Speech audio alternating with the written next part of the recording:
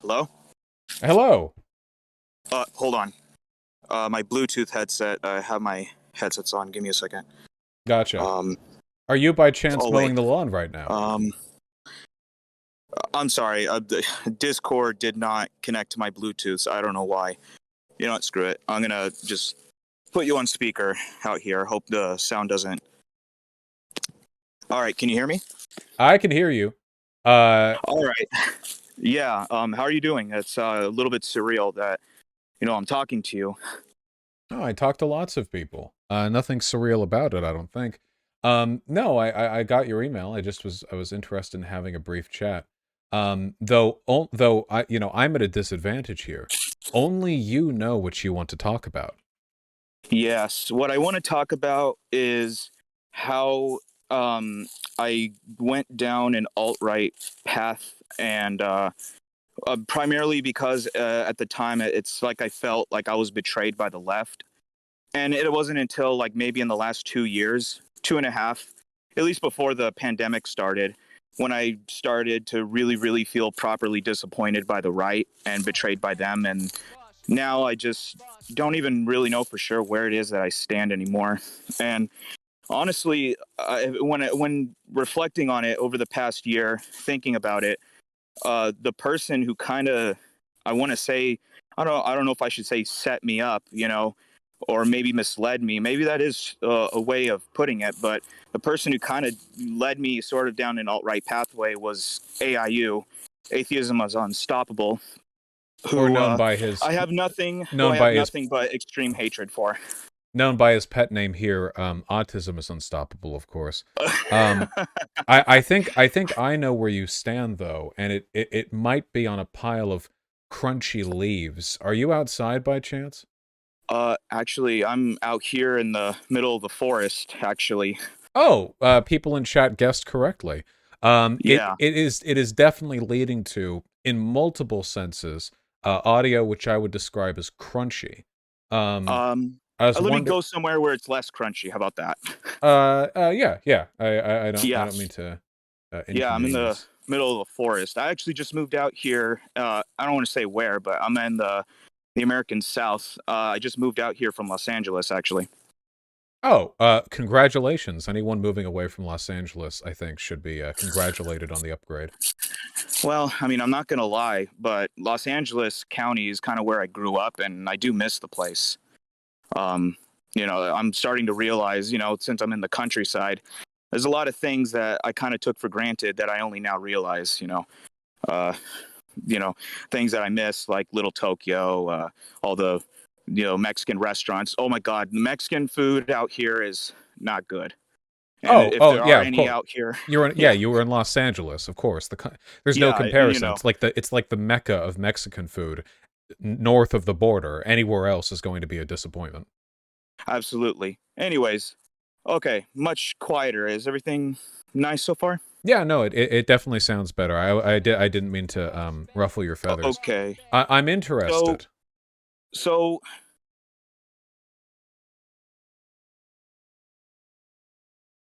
They dropped out of the call. I was wondering how they were able to maintain a connection like that in the middle of the forest, in a rural area, no less.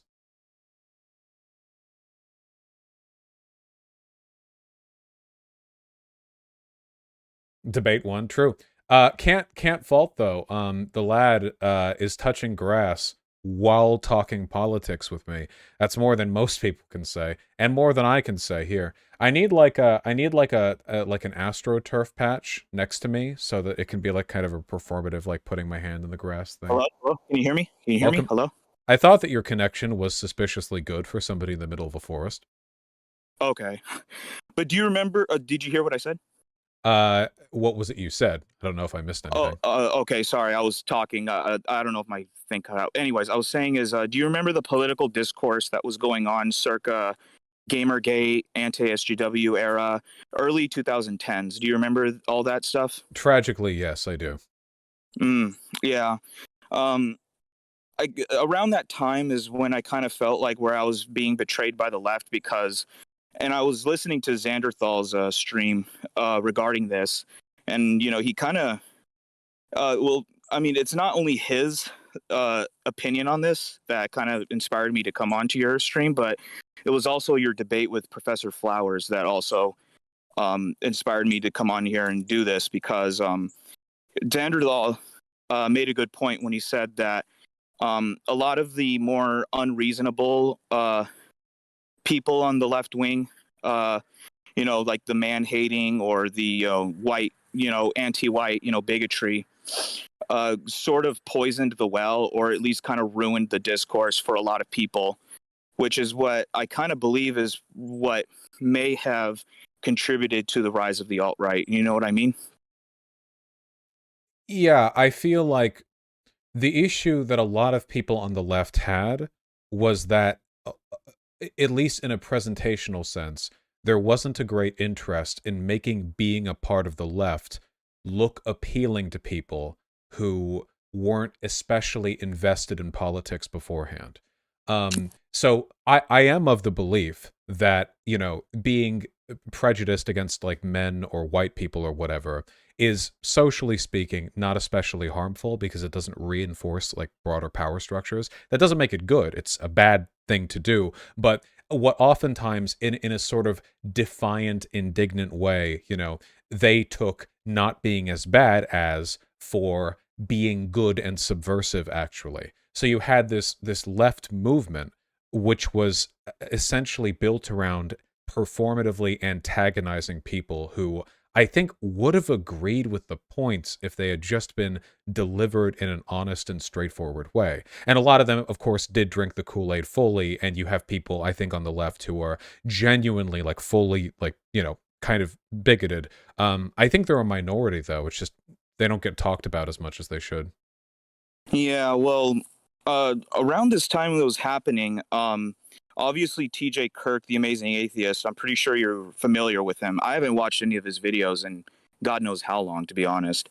Um, there were a couple people like TJ, and then Devin Tracy, AIU, kind of made himself known to the world. And, when he appeared onto the platform to talk about, atheism, and then he started talking about race and then Muslims, that's when he got a lot of backlash. And looking back, it was probably warranted that the backlash was happening because, and he started gaining like a cult in a way, like a cult sort of fan following of like dedicated fans who just would, suck him off every time. Then he would go after people who called him a racist and Islamophobe. And, it was just like he kind of had this sort of really autistic and really sort of psychotic, method of going after people. And, there's alleged cases of him actually doxing a lot of people,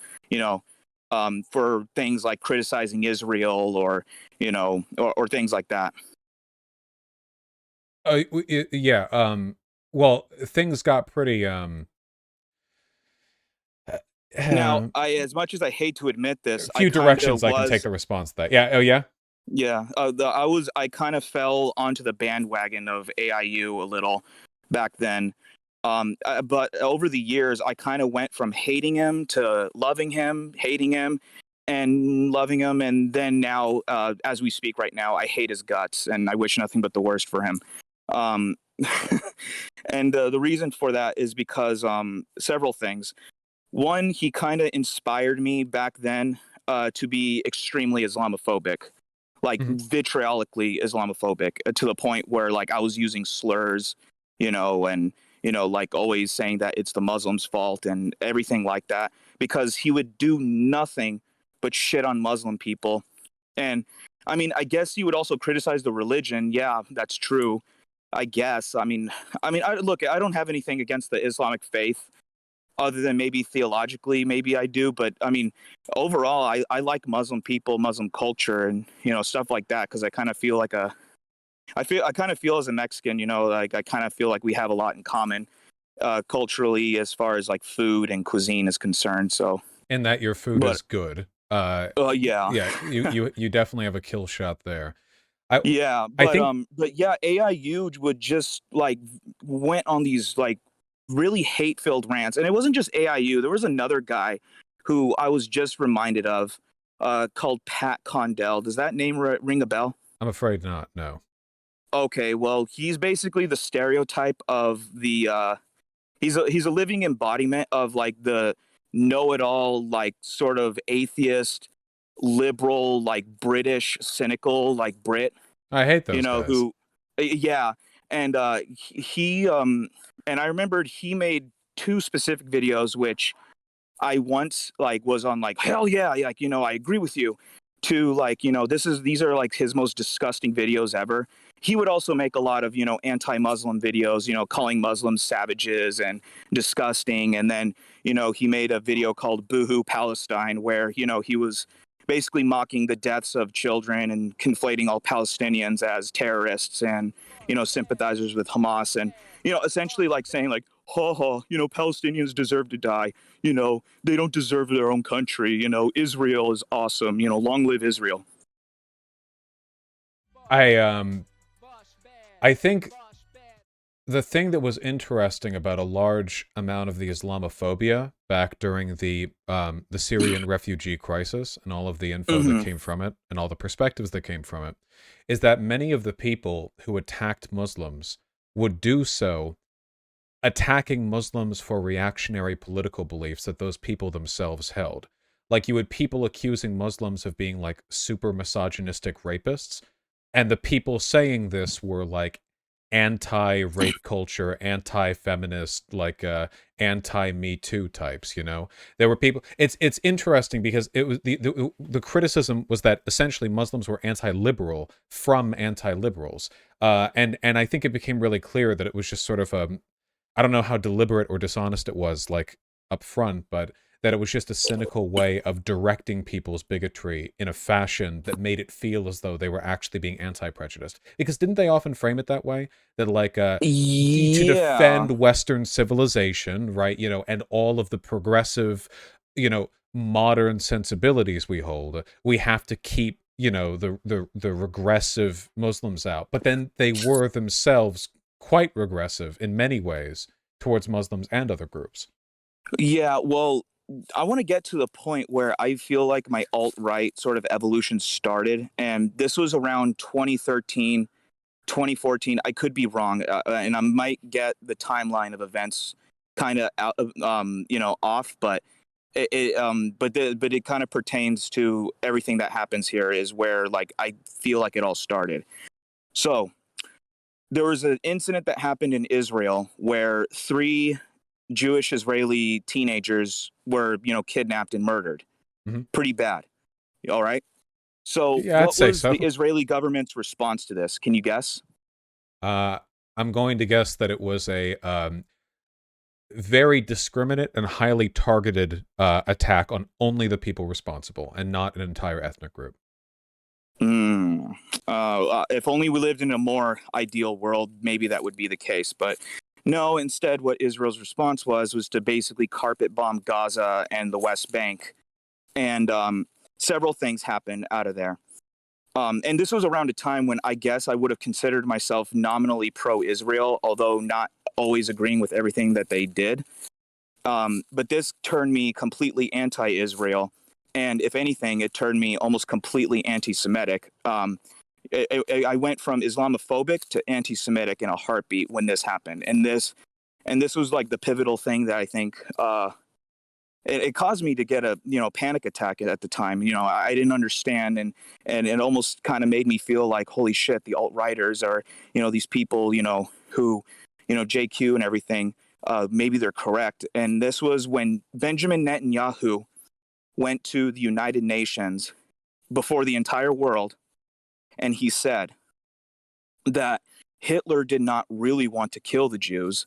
It was the Palestinians Yeah, who convinced Hitler to do this. I remember. Yep, the Arabs. Yeah, Yep, yeah. I like remember that speech. yes. And you want to know what AIU did as a response? What? He like put up this hour-long video praising Netanyahu and like basically like putting hip cool rap music to make fucking like Netanyahu seem like a badass Chad, and like and he was just doing nothing but shitting on the Palestinians and basically praising Israel and saying that Palestinians don't deserve a country. They don't deserve to, like, that they're all terrorists, that they're all evil, and they're all bloodthirsty. And probably the most disgusting thing, and he's deleted this, by the way. I have never been able to recover this at all because either one of two things happened. Either YouTube struck it down for hate speech or he deleted it himself because, he's a fucking coward and, there's no one out there that will ever call him out on this except for me because I remember it. I And this is when he said, and I quote, "When the bombs drop on Gaza, I'm going to be masturbating to the sight of dead Palestinian children." And he said this as like an edgy joke. And at the time, I didn't take that as I didn't think that was funny, honestly. Yeah, well, I think it's pretty objectively not funny. I always AIU always seemed a little odd to me because it seemed like he was basically an alt-righter, but also extremely pro-Zionist.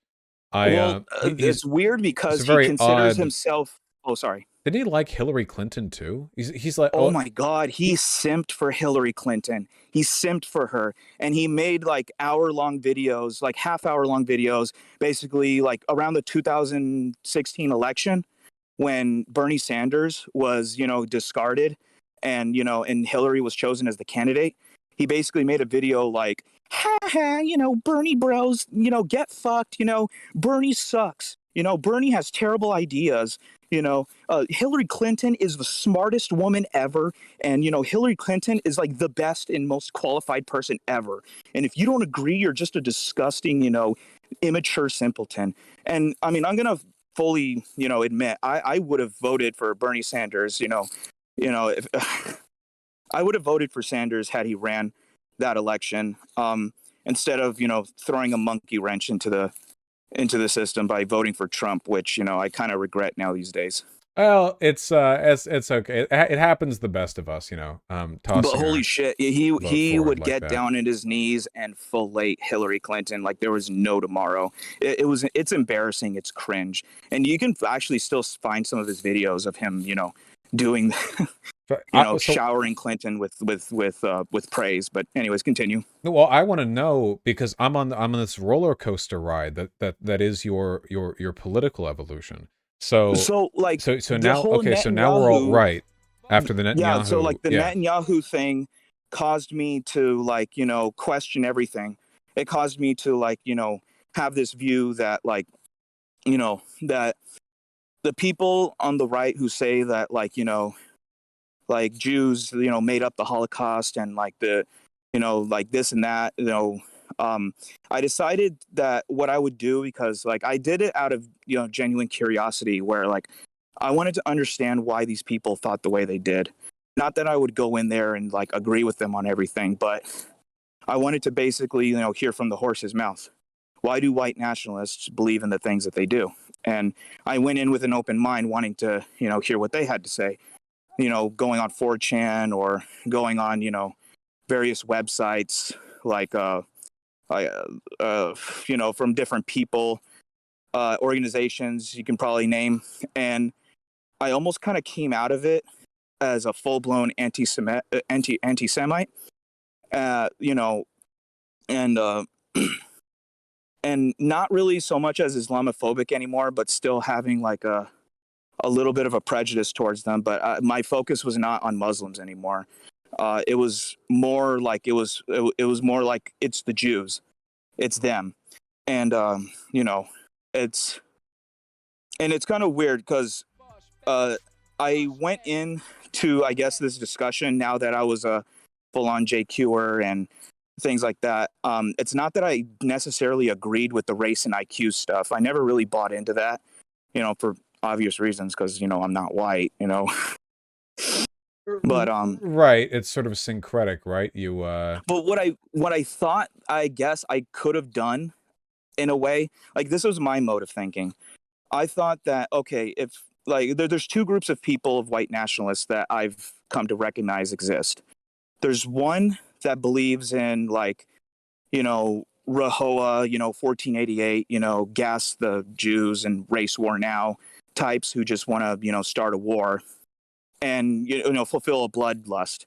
And then there's people who, I mean, I guess I can only take their word for it, who believe in like, okay, we don't want to be with you guys. We don't want to live with the liberals. We don't want to live among, people of color.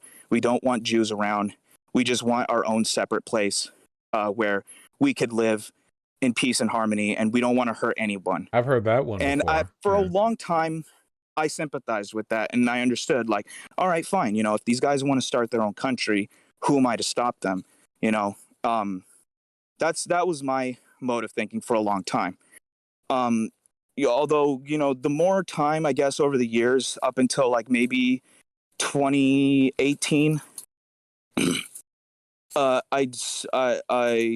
I was fully on board with the idea of, yeah, let's create, an ethnostate in North America, give the white nationalists their own homeland. I didn't really care.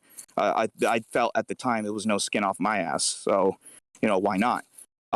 However, it wasn't until like maybe last year with the latest bombing raids that happened in Israel and Palestine is when I really began to think to myself, is that really a good idea? Because I remembered watching a few of your videos back then where you specifically outlined certain statistics regarding Israel and, the concept of ethnostates in general, where you said that it wasn't going to take long after a few generations for the next generation of the citizens of an ethnostate to eventually become more reactionary and more violent and probably more predisposed to war. You know what I mean?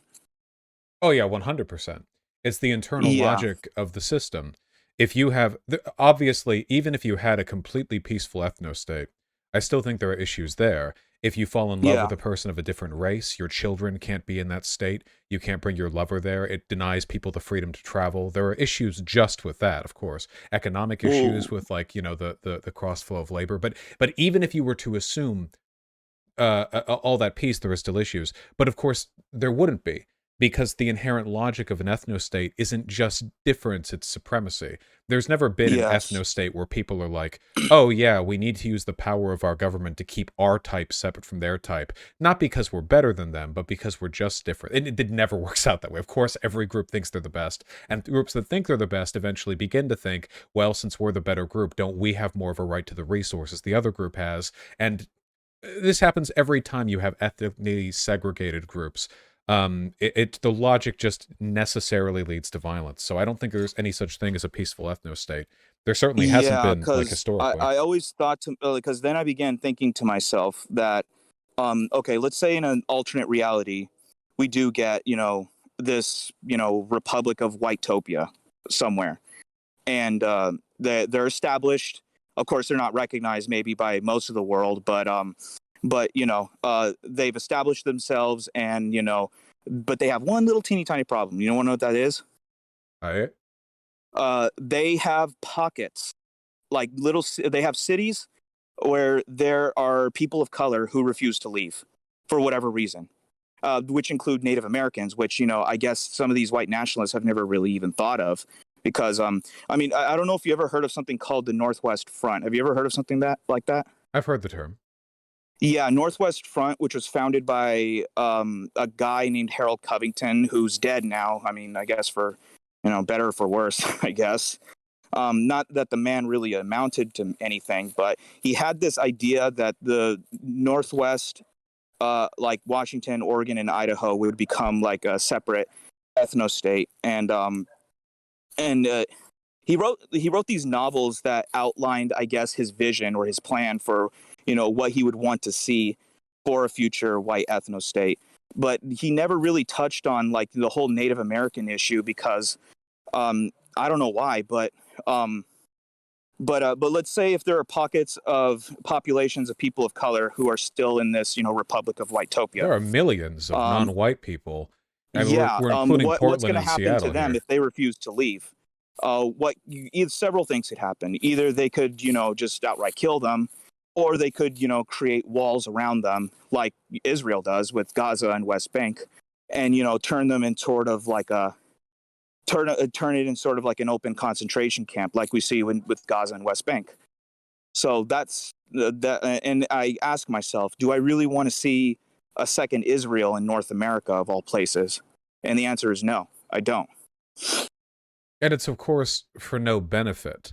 Um, we're talking about overwhelming, catastrophic social harm being brought about for like what? I mean, it's like, so like what is white-topia? Like what are we getting here? I mean, if there was some kind of enormous, overwhelming, proven benefit to ethnostates, the evidence for which, of course, has never been provided. The most powerful country on earth is ours, and we are a pretty multicultural nation, all things considered. Um, Yeah. yeah, it's just this math never seems to bear out, you know? Um, Usually it's just sort of this vague allusion to, because ultimately the lie is this, right? The belief that you can be a white nationalist without being a white supremacist. The only way you could justify whatever harm would be incurred through white nationalism was if you believed white people were better, because it is through the perceived inferiority of non-white people that you would even find it worthwhile to create a space where they couldn't exist. Yeah. But that can't be demonstrated either. So it's always some adjacency issue. Well, a place for our people to live in peace. You can live in peace wherever you want. Live anywhere. Wait, you're not talking about a place you can live in peace. You're talking about a place where you can keep other people from living. It's always a euphemism, right? It's always the next issue over, the adjacent point. Yeah.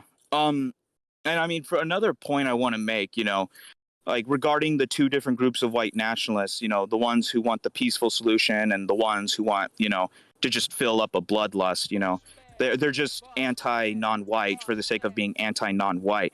For people who claim that they want to secure the existence of their people in the future for white children, they seem rather enthusiastic about starting a cataclysmic, race war that would not only get a lot of, people of color killed, but it would wholesale slaughter tens of millions of innocent white people who have no say in the matter whatsoever, or probably don't even agree with them for all we know.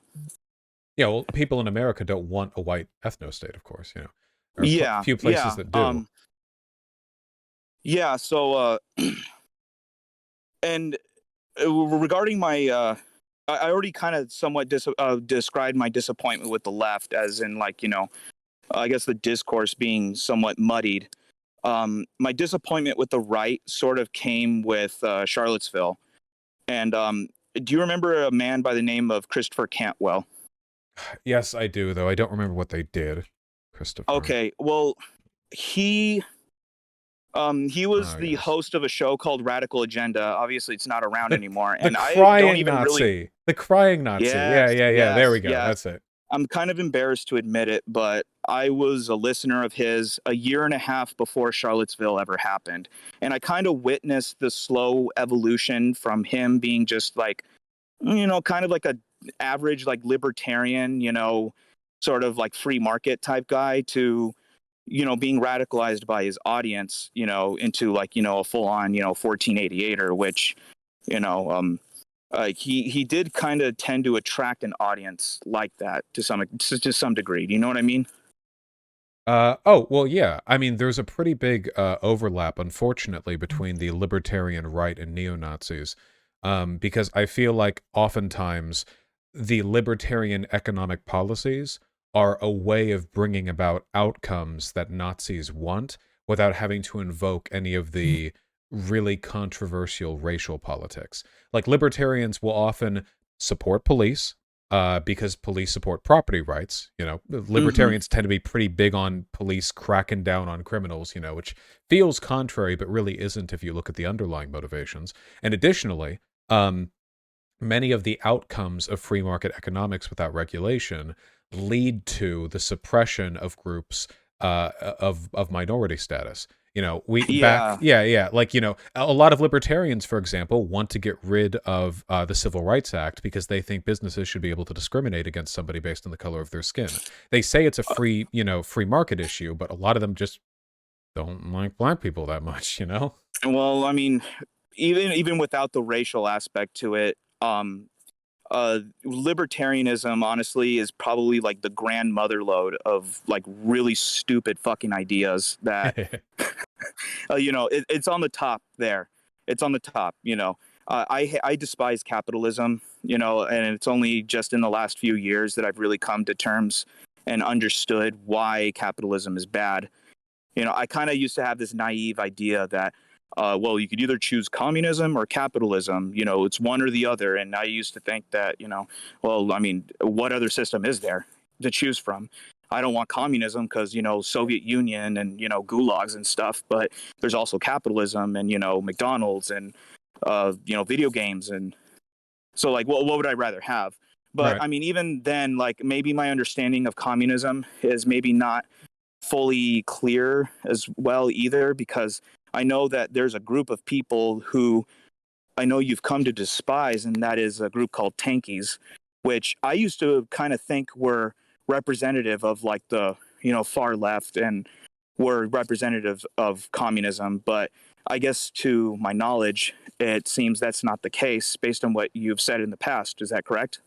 Oh, yeah, no, if anything, I think they would be more politically aligned with how you used to think. I think a lot of them tend to be pretty far right. There's just a different set of aesthetics and a different in-group, out-group dynamic they tend to appreciate. But otherwise, the Okay. underlying logic, I think, tends to be pretty similar. I don't have anything in common with them. I see. Yeah, and I mean, I'm not even sure for certain if I'm leaving fully on board with communism either, but you've described socialism before, and I do like that. I do feel that workers' rights is definitely like a very, very important issue to me personally because, I'm a worker. I do welding for living. Oh, sorry. Yeah, sorry. That's my wife in the background, by the way. But Hi. I'm a. Oh, he says hi. To thousands of people right now. Anyways, I'm a welder by trade, so I do a lot of work with my hands, and obviously I want to make sure that that not just my interests, but interests of people like myself, people who are family men expecting fathers, or people who already have children, have like the most rights as possible. And I think what kind of disturbs me the most about conservatives, particularly on the Republican branch of things, is that they hate unions and they just seem to hate poor people. And if it's one thing that I find more disgusting in the world, it's poor bashing. And I've never, ever sympathized with any person who has the gall to be like, poor people are stupid and, poor people don't know, what's good for them and shit like that. I've never liked that sort of, talking point. It just makes people sound arrogant and, sniffing their own farts. You know what I mean? Well, yeah, absolutely. Classism is the one great bigotry that they have tried to institutionalize. In the same way that race realists try to make racism not an ideological bigotry, but a type of taxonomical, empirical distinction that you can just believe in without bias. Capitalism seeks to make class differences and bias against people of lower classes not actually a bias, but rather just some kind of empirical metric by which you can determine a person's worth. It's the last kind of acceptable bigotry.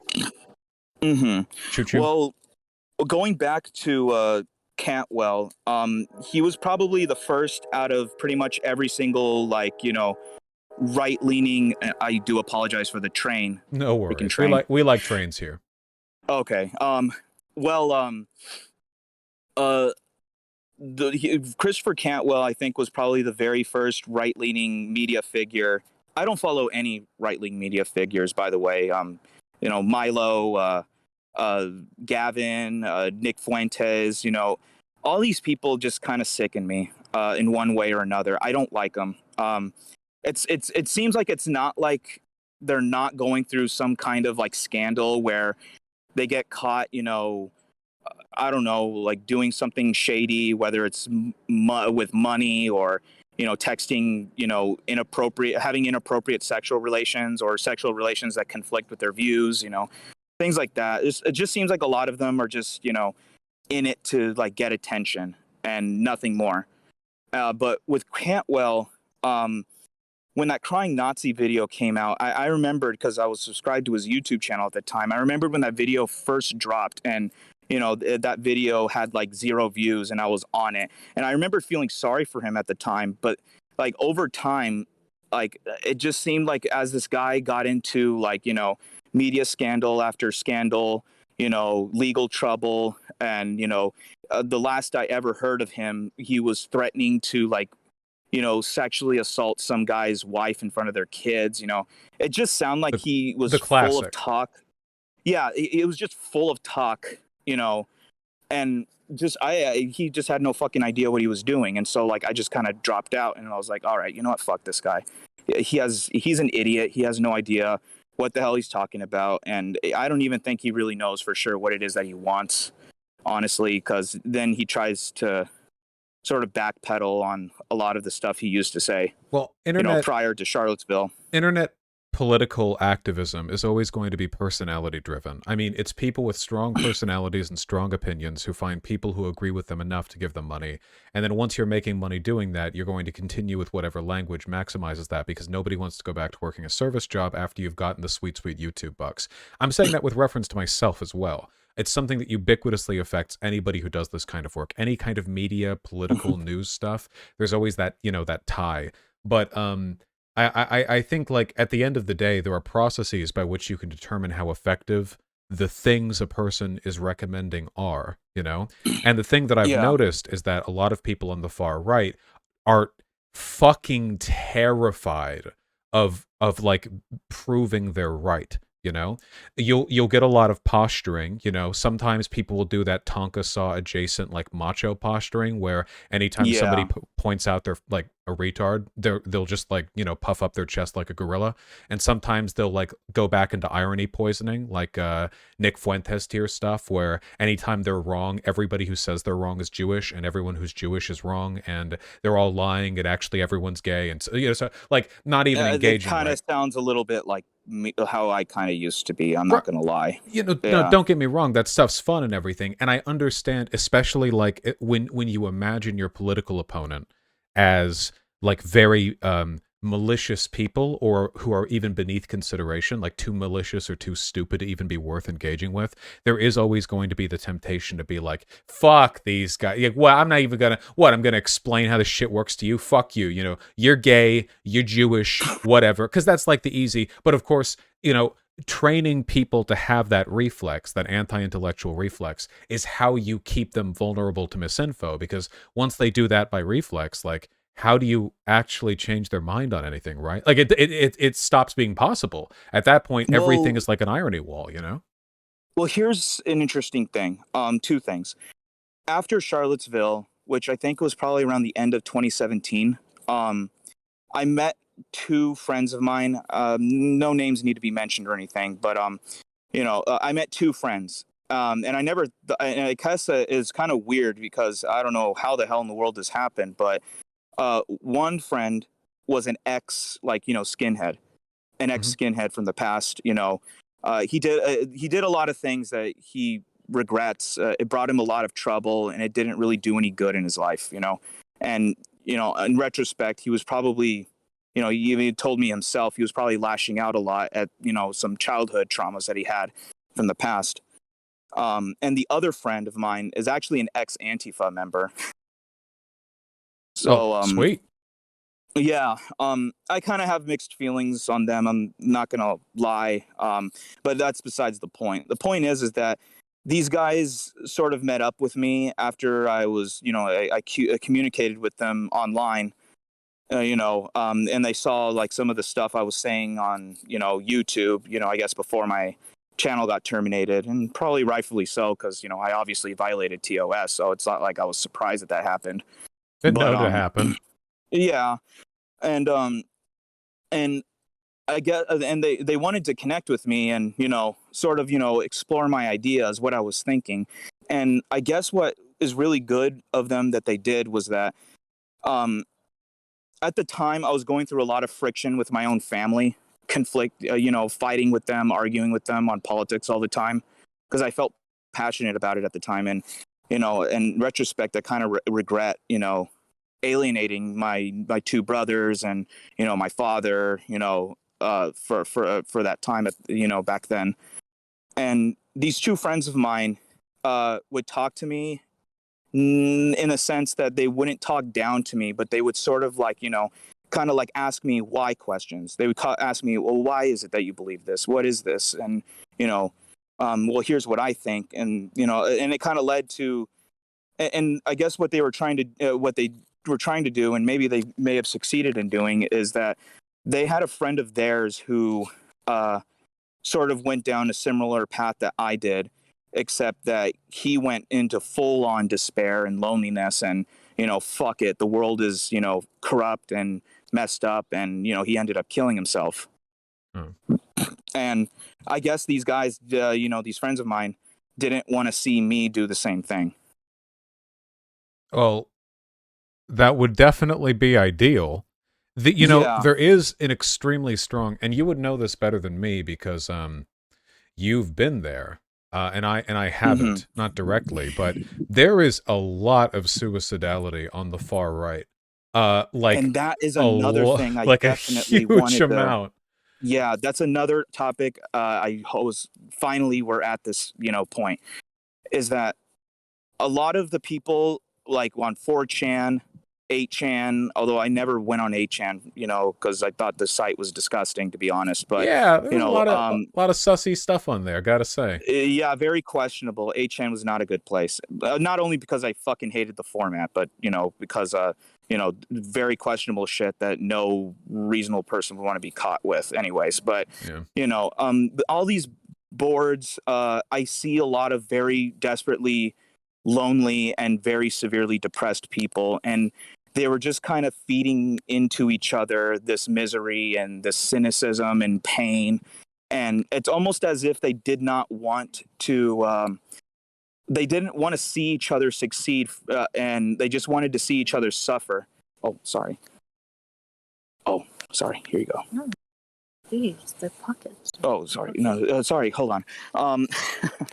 But anyways, it was almost as if they were feeding each other like the pain and misery that they were feeling, and this and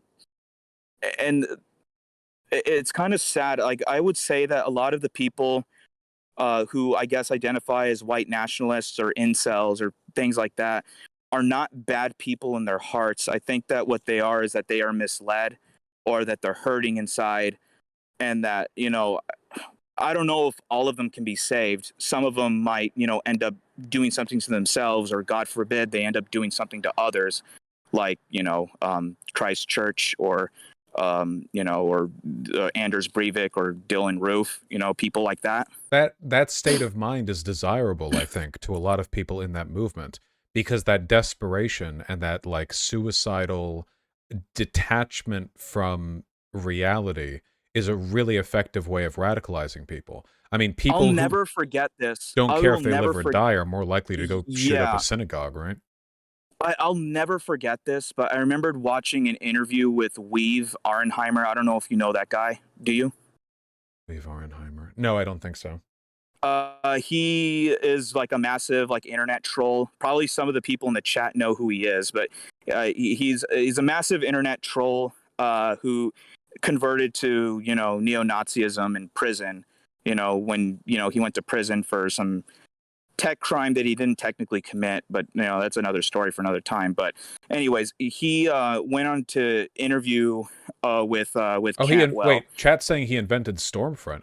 A prominent lad. Well, he co-founded Stormfront with the other guy. I forgot his name.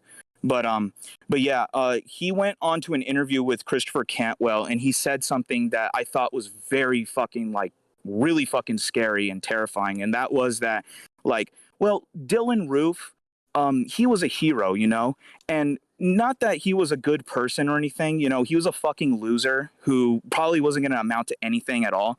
But we need people like him to commit acts of violence like this. We need people like him to like throw themselves at the beast and sort of begin this whole crusade, something along those lines. At least he's honest.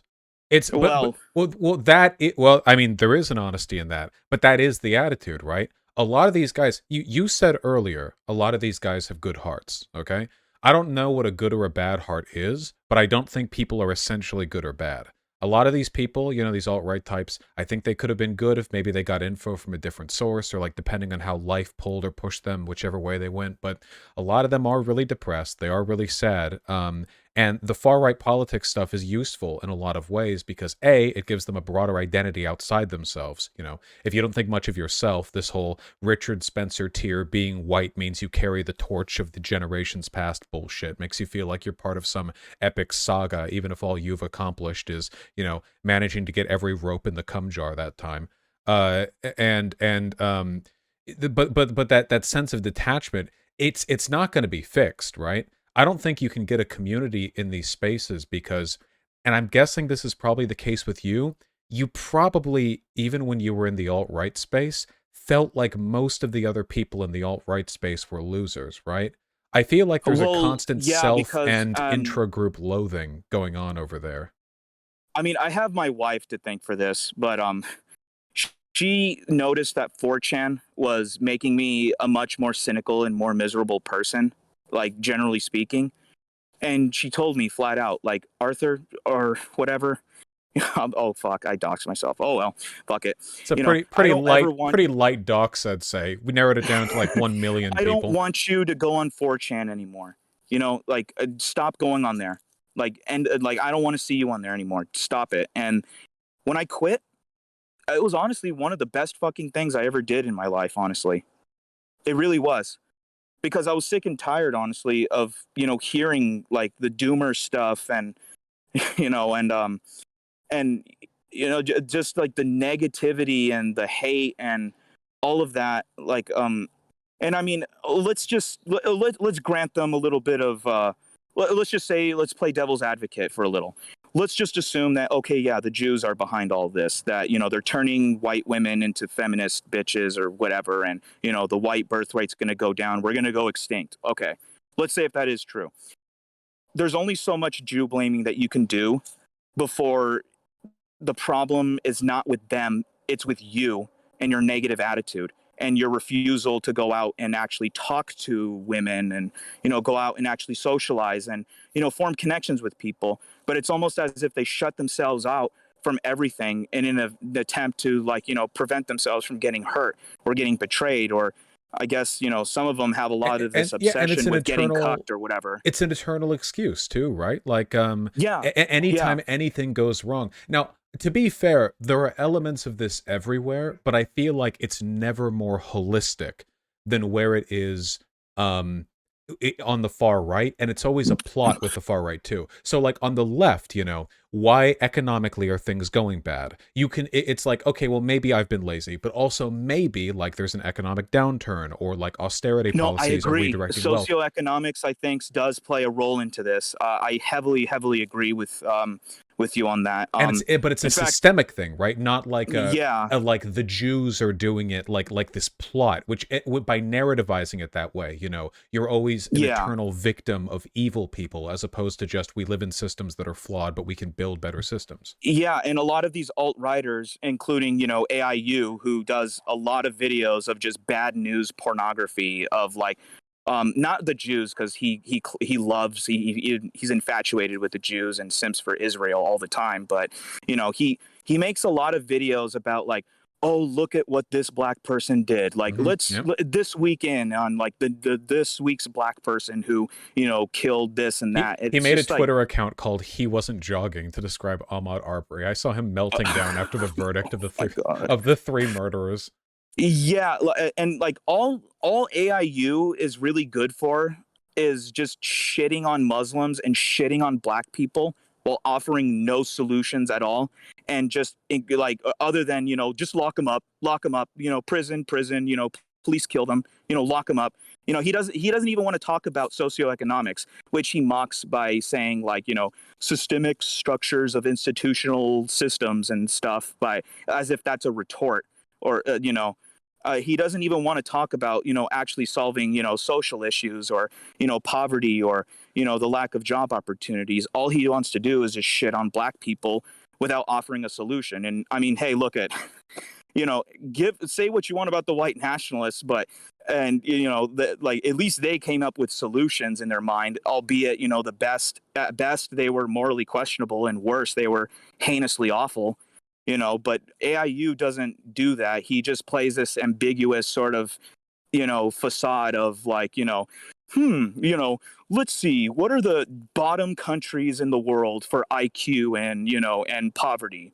You know, what does this mean? You know, like it's shit like that. No, I get that. In this respect, I feel like one of the ways that you can kind of morally judge a person isn't even how like pernicious their beliefs are, but what underlying motives supply those beliefs. Because I think it's possible, and in fact, I know people who are like this because some of them are in my community now. And Mm, I think you too, who were far right, which I disagree with very much, but were far right because they thought the far right had solutions to real problems. I don't think that justifies the solutions, and I don't think those solutions were solutions, but at least there's a goal-oriented mindset there.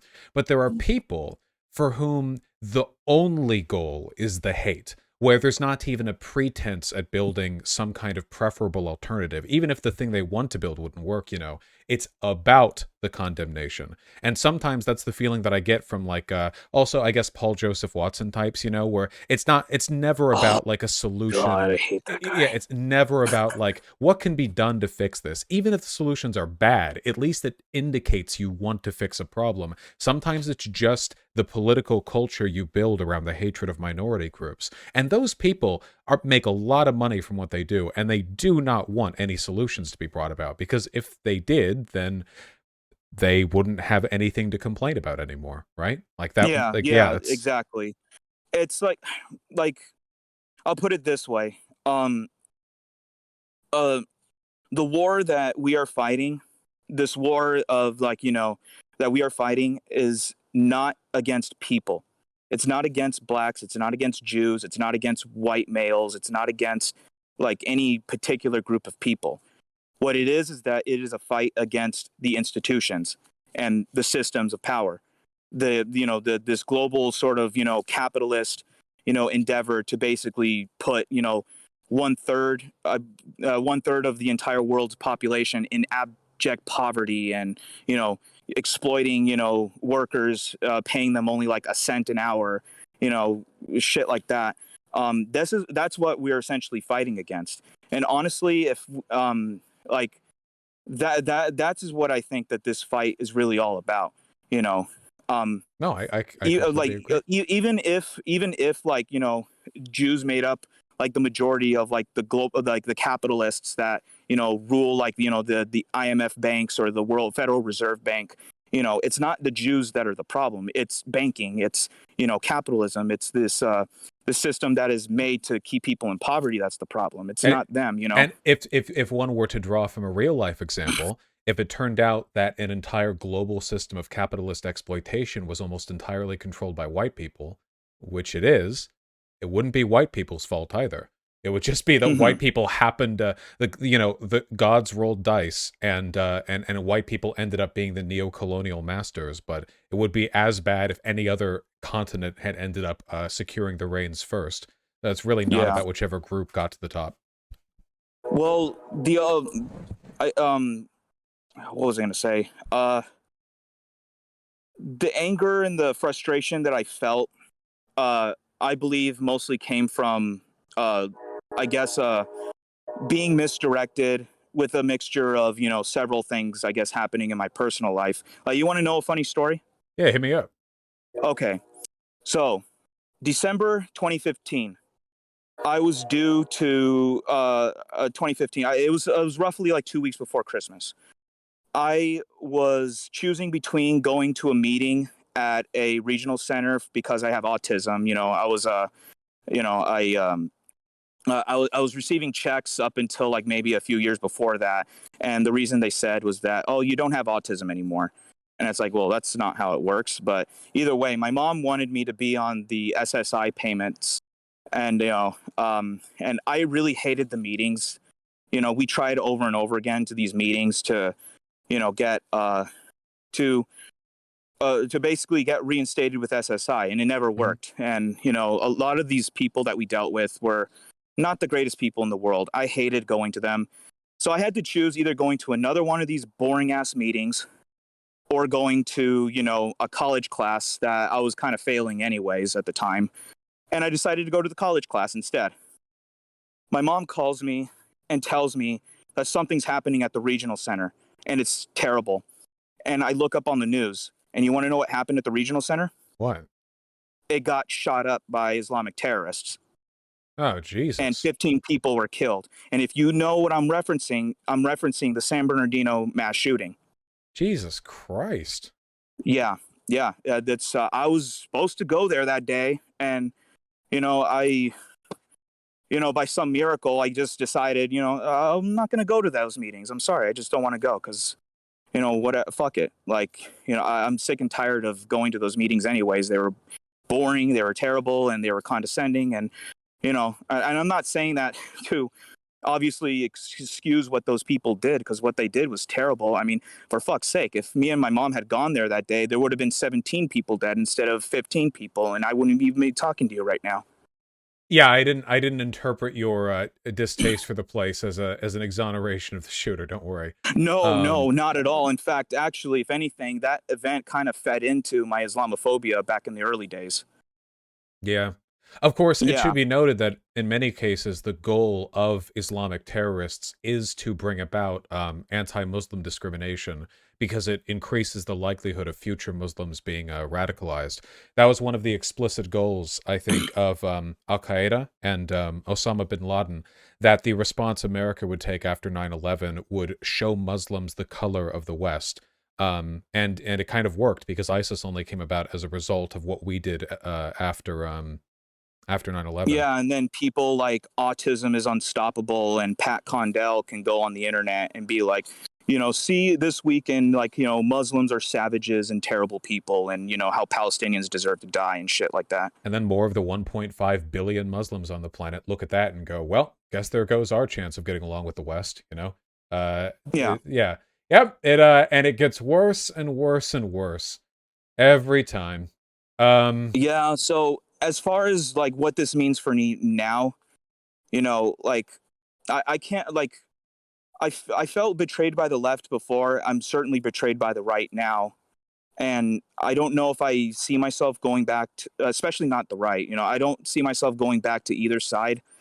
Um, I guess I have a lot of more growing to do. I have a lot of things to think about. One of the biggest things that probably inspired me in all this is because of the fact that I'm going to become a father later this summer. And I really started to think about, what is it that I want my son to be when he grows up? Well, Congratulations on your impending fatherhood. Yeah, and I don't want him making the same mistakes that I did, but at the same time, I don't want to deny him, obviously, the chance to be the critical thinker, a person who challenges authority, person who just, like asks questions. That's what I want him to do. I don't want him to just submit to something just because he has to. I mean, I guess other than his parents to some extent, but but other than that, I want him to become a respectable, young man who will, hopefully like, help others and be charitable and, be kind and not be hate filled or, stuck on 4chan. God, oh my God, I can't even imagine the shit that I'm going to have to deal with when he starts learning how to use the internet. I'm scared of that, honestly. Yeah, it'll be a whole thing. Though, to be fair, with how quickly the dynamic moves these days, I have a feeling that the political groups that'll be relevant like 15 years from now are going to be completely different from the ones relevant today. Like the alt-right probably won't exist. There will be some whole other set of things, Yeah. So yeah, we'll see how the dynamic is going down that road. Now, before I go, I actually did want to ask you really quickly. Yeah. Okay, so like I don't want to name where I'm at or where I'm working at, obviously, but I work at a company, and they, obviously we don't have unions here where I live. It's a red state, and if I ever wanted to help try to organize a union, what would you recommend that I do as far as like, having the workers there unionize where I'm at? I would say that you email a local IWW representative, International Workers of the World. Mm. They don't have a global union like that unites everyone everywhere, but they do have organizers who are pretty trained in that stuff who can give you some props. I've had one of the representatives on my stream a few times. We talked about that stuff, but in terms of particular advice, they're always going to know way the hell more than I would. Okay. All right. I'll keep that in mind. And another thing, what's your opinion on uh what's it called? Staffing agencies. Staffing agencies? Like Staffing agencies, because when I used to live in San Bernardino, long time ago, I went to a staffing agency, and this was after the whole regional center debacle that happened. I decided to go out and earn my own money, but the staffing agencies were some of the most miserable experiences I ever had because one, they didn't offer full employment. In fact, it was just contract work, that lasted. Oh, I That went was to not guaranteed. one. I went to one Yeah. before I started Yes. streaming, right before. Okay. So what's your thoughts on them? Oh, they fucking suck. They're terrible. Yeah, they're essentially just like the middlemen of the gig economy, where nobody has any job security whatsoever, but their job is to make you feel like you have even less job security. Honestly, it was the staffing agencies that really turned me anti-capitalist because I came across all kinds of people. Probably the most tragic one of all was a mother who told me she had 4 kids, and she told me that this was her third job at the agencies and that she rarely ever gets to see her kids except for maybe one day out of the week. But other than that, she is working 3 staffing agency jobs and she makes nothing but, like, at the time at least, it was only like less than $10 an hour. Yeah, it's fucking humiliating too. Yeah. Because you go there and they're like, okay, will you lick shit from a toilet? And you're like, yes. They're like, Yeah. will you do it for free? Yes. Okay, we've got the job for you. Like it is so effective at systemically dehumanizing any approach. It also, because of the way it works, necessarily staffing agencies confirms the fact that workers have no bargaining power whatsoever as individuals. Staffing agencies couldn't exist in the way they do if workers did. There's no situation where you can bargain with a staffing agency. You get what they have for you, and that's that. Mm-hmm. Yeah. And and well, I guess that's really about it for now. Maybe we could have another conversation someday. Other than that, like I'll say a few things before I go. Mhm. One, I don't always agree with some of the things you say. I have nothing but respect for your vigilance and standing up and how like you I'll have to compliment you on your Professor Flowers debate because that debate I honestly could say is one of the single greatest debates I ever witnessed in my life because I never seen someone like you stand up to like the super woke so woke that you're a racial nationalist crowd in my life because like in the early 2010s I would have never even dreamed of witnessing a white person doing what you did, although except maybe AIU did that, except he kind of went down the shitting on black people, race and IQ stuff. But your response was when they when like for example the whole condescending thing of like, Vaush, as a white male, you need to keep your mouth shut when a person of color is talking.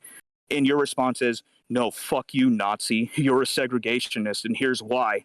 Like that I thought was pretty fucking, pretty impressive. I gotta say, like your debate with Professor Flowers, honestly, like really opened my eyes. I appreciate that. And I mean it when I say this. I don't think a debate like that has ever existed before. I Yours is literally like the first of its kind. I swear to God, the majority of the people on the left, in the absence of biasing effects, would agree with me on this. A lot of people are just really concerned with the optics and the logistics of disagreeing with like people of color on race issues. It's a real problem, I swear, but I swear to God, like in terms of the internal logic, I think a lot of people on the left are on the right side of this. It's just, oh God, it's so painful Yeah, sometimes. I have to commend you. I have to tip my hat to you. For that. Like that was really good what you did. And like and on top of that, I guess before I go, and I mean it this time before I go, I could say several things. One, if it comes down to workers' rights and, a free Palestine, and you're ever like, somewhere out there marching on the streets and I happen to be there, I'd be more than happy to march alongside you, fighting for those things. I appreciate that, brother. Yeah, and I I'll do mean that, see you out there. And last and not least, fuck autism is unstoppable. Fuck him up the ass with no Vaseline. I appreciate you coming on, man. And Absolutely. I wish you luck with fatherhood. Thank you very much. I truly appreciate that. God bless and take care, all right? You take care, man. Bye. Bye.